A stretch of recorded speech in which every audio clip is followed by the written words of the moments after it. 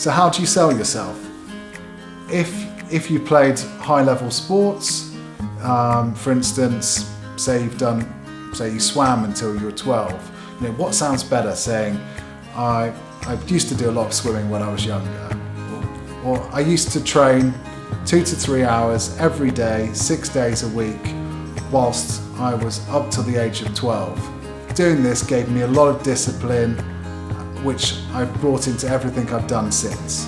The second answer goes into a lot more detail, and it gives actually some indication about the transferable skills that you can bring over into the role. It shows the dedication, it shows that you picked up skills that you can utilise in recruitment. If you haven't got the commercial experience, or you haven't got depth of work experience, you can still use other things from your background. Use sort of like sport, use the fact that you got promoted to being supervisor when you worked in a local cafe. Whatever it is, just have a look at what you've done and where you've shown those attributes, where you've overcome adversity. Recruitment consultants like people who've shown being resilient in the past. So think, where have you shown that resilience required to deal with the knockbacks and challenges of this type of role?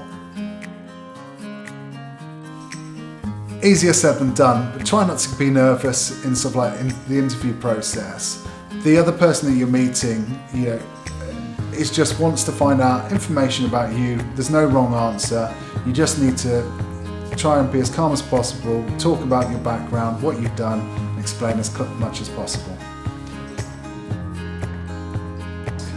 Show some interest in the person that's interviewing you.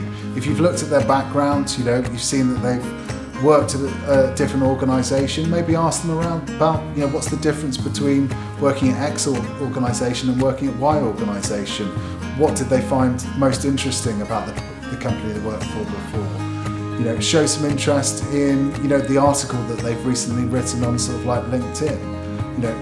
Just show as much interest you can in the person that's interviewing you. Questions to ask?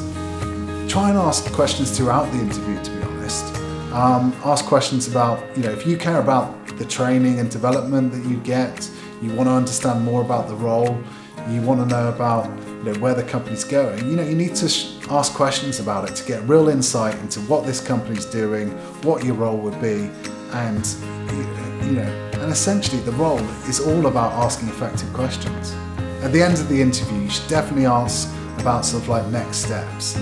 If you've enjoyed the interview and you're passionate about the opportunity, let the interviewer know that you're interested in the company, and ask them what will be the next stages from here if you're successful today.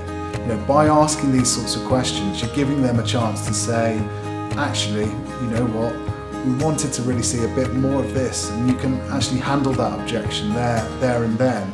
And maybe it's the difference between a 50-50 decision that you've managed to overcome in that interview and handle those objections and secure yourself a next round.